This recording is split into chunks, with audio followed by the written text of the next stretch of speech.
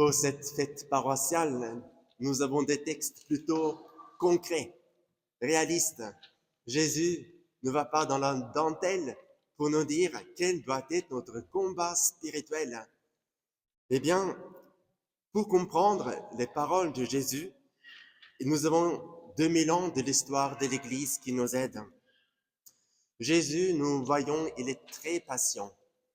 Parce que c'est que en 1700 qu'il va apparaître à Sainte Marguerite Marie à la Coque, dans son couvent à Paris-le-Monial, pour lui révéler son Sacré-Cœur. Depuis quelque temps, Saint Jean-Eudes, au siècle avant, donc au XVIIe siècle, il avait déjà parlé de la grandeur du cœur de Jésus et combien lui et le cœur de Marie avaient droit à notre louange, à notre amour, à notre adhésion. Mais ce n'est qu'avec l'apparition de Jésus à Sainte Marguerite Marie à la Coque que Jésus va vraiment lui dire « Je veux que mon Sacré-Cœur soit aimé. Je veux que mon Sacré-Cœur soit honoré. » Et pour comprendre, mais pourquoi Jésus est-il apparu à Marguerite Marie? Eh bien, c'était une fille, elle était une jeune religieuse, elle avait ses 25 ans, mais qui avait énormément souffert dans sa vie.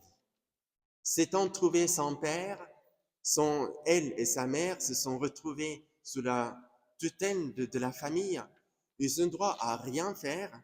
Marguerite Marie s'est trouvée maltraitée par une nouvelle mère parce que une dame qui l'a maltraitée.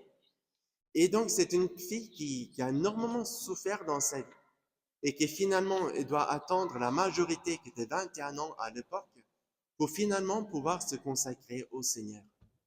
Et c'est là, dans ce couvent, où Jésus va lui montrer son Sacré-Cœur. Et alors, pourquoi Jésus insiste-t-il sur le cœur? Parce que c'est comme pour chacun d'entre nous. Nous sommes créés à l'image de Dieu.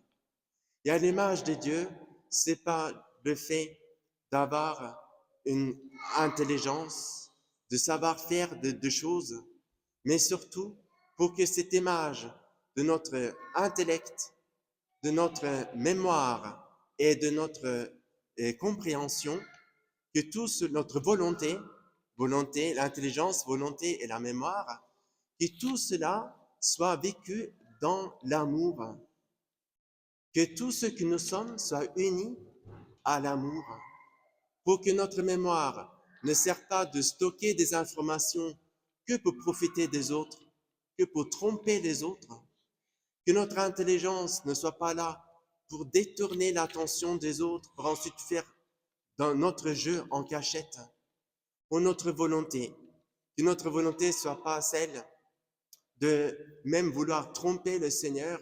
Je mène ma vie comme je le veux, Dieu n'existe pas, on verra bien après. Non, il faut que notre mémoire, notre intelligence et notre volonté soient vécues dans l'amour.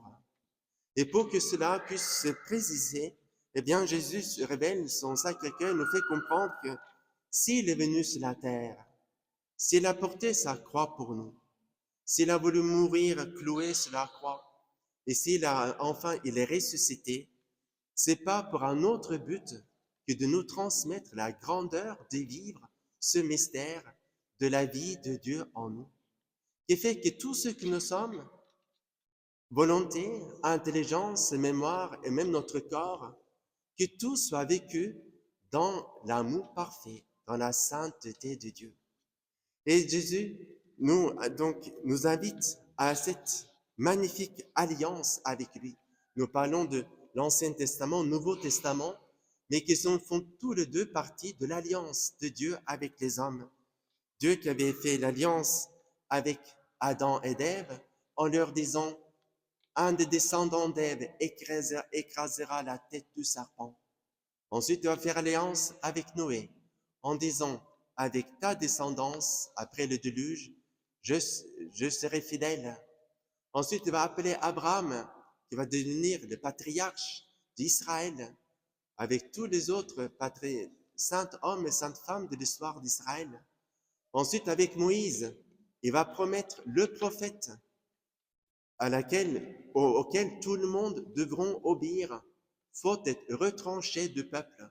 Celui qui n'écoutera pas le prophète que j'enverrai après toi, il sera retranché du peuple. Ensuite, la promesse à David. Un de tes descendants aura un royaume qui ne connaîtra pas de fin. David espérait bien sûr pour Salomon, pour ses fils, que ce sera un de ses fils qui va établir bien la royauté d'Israël. Mais nous voyons que Salomon, après un premier temps de gloire, il va se pervertir, va commencer à adorer d'autres dieux, à construire des temples au nom d'autres dieux, ce qui va provoquer la scission d'Israël, où il y aura le royaume du sud avec la Judée, Jérusalem, et le royaume de nord. Et cela va durer jusqu'à ce que les Grecs vont conquérir Israël, ensuite les Romains. Et donc, voyez-vous, les fameuses promesses de Dieu, que ce soit à Adam et Ève, à Noé, à Moïse, à Abraham, à David, trouvent leur grandeur dans la fidélité de Dieu d'une part, mais là où nous attendions une certaine réussite sur la terre, un royaume politique, militaire, très fort, où rien ne pourra l'ébranler, eh bien Dieu nous fait comprendre que son royaume n'est pas pour ce monde. Parce qu'à chaque fois, c'est les hommes qui font mal tourner le projet de Dieu. Mais à chaque fois, Dieu, heureusement, il utilise la miséricorde, il rétablisse l'état de choses pour que l'humanité puisse toujours avancer devant lui. Et c'est ainsi qu'il fait 2000 ans que nous avons notre Église catholique avec les différents papes qui se sont succédés et où chacun, à sa manière, a essayé de lutter pour que la vérité se fasse dans le cœur. Et notamment notre pape François, il vient donc aujourd'hui, il va célébrer sa dernière messe en Belgique, mais ces derniers jours ont été très durs pour lui, parce qu'il s'est trouvé avec les Pays-Bas et avec la Belgique, qui désormais, il pense à toute autre chose que de vouloir obéir à Dieu. Donc même à l'université, il s'est fait attaquer à l'université de Louvain en disant mais l'Église est rétrogradée, l'Église ne sait plus ce qu'elle dit, là, le rôle de femme n'est pas là. Et le pape François, courageusement, il a dit l'Église est mère. L'Église est une femme faite pour le cœur de Jésus. Et dans ce mystère de l'homme et de la femme, de Christ par rapport à l'Église, les conjoints qui se marient, c'est un mystère d'amour. C'est pas dans les prérogatives, dans l'organisation que vous allez trouver votre bonheur, a dit le pape. Mais c'est en unissant votre cœur au projet de Dieu que vous allez trouver la joie de l'amour dans votre vie. Et donc le pape François, il a dénoncé les universitaires qui sont très intelligents en leur disant attention, ne faites pas de fausses routes, parce que c'est que dans l'amour vrai que même votre intelligence sera illuminée et que vous pouvez trouver la vraie joie et la vraie force de Dieu. Et alors, aujourd'hui, nous fêtons, dans cette année où l'Église de France fête les 350 ans de ses apparitions à Paray-le-Monial, nous voyons que la France a été profondément marquée par ces apparitions. Si vous voyez les feuilles de chant, j'ai voulu mettre 3 exemples de notre paroisse. J'ai vu le vitrail dans l'église de Vermenton, j'ai vu la statue dans l'église de Migé, et j'ai mis un autre vitrail de l'église de Vincelles, pour vous montrer qu'il y a presque, j'ai pas eu le temps de faire toutes nos églises, il n'y aura même pas la place, mais il faut savoir qu'en plus, dans toutes nos églises paroissiales, il y a une statue ou un vitrail qui parle du Sacré-Cœur de Jésus, parce que le Sacré-Cœur de Jésus est apparu en France.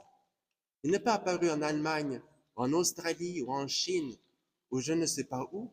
Jésus est apparu en France. D'où, mes chers paroissiens, votre honneur et votre responsabilité. Vous êtes français, moi je suis en train de devenir français. Si Dieu le veut, avant Noël, je serai moi-même aussi français. Mais donc, l'honneur que Dieu vous a donné au pays de France, mais vous donne aussi une magnifique responsabilité. Et ça, je m'adresse un peu particulièrement à vous, les enfants de catéchisme, et tous les jeunes qui sont ici. J'ai heureux de voir tant d'enfants qui sont ici aujourd'hui.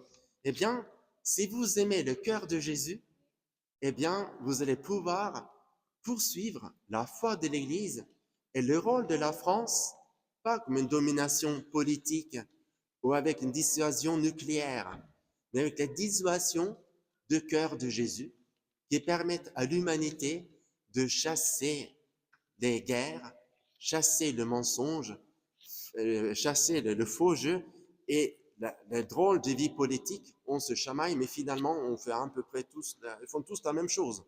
Et quand il s'agit de désobéir à la loi de Dieu, eh bien, toute l'Assemblée nationale est presque d'un seul homme pour voter les lois mauvaises. Et alors, là, nous devons prendre la relève et nous dire, si nous voulons que la famille soit vraiment, et que dans les familles, et la foi de Jésus puisse de nouveau briller entre l'homme et la femme, qu'il y a la paix entre l'homme et la femme, qu'il y a la paix entre les parents et les enfants, qu'il y a la paix entre les citoyens et entre les nations, eh bien, il faut qu'on aime le Sacré-Cœur de Jésus. Et comme Sainte Marguerite Marie l'a fait si bien, elle a prié le cœur de Jésus de tout son cœur. Et donc, à la fin de cette messe, nous allons réciter une petite consécration au Sacré-Cœur qu'a fait le pape Léon XIII. Léon XIII, il a vécu, ça fait presque 200 ans, ou 150 ans, qu'il a vécu le pape Léon XIII, qui aimait beaucoup le cœur de Jésus. Et donc, à la fin de cette messe, avec grande confiance, nous le confions, vous les enfants de catéchisme, vous les familles, vous tous les paroissiens, les fidèles, vous qui êtes venus d'Auxerre et d'ailleurs, la France et le monde entier au cœur de Jésus. Donc vraiment, mettons notre confiance pour que Jésus rende notre cœur capable de devenir aussi charitable, aussi patient, aussi bon que le sien, pour que nous puissions, nous aussi, prendre notre croix jour après jour, le porter avec beaucoup de confiance, pour qu'à travers les joies et les peines que nous avons tous, eh bien l'amour puisse briller, vivre et à la fin nous ressusciter.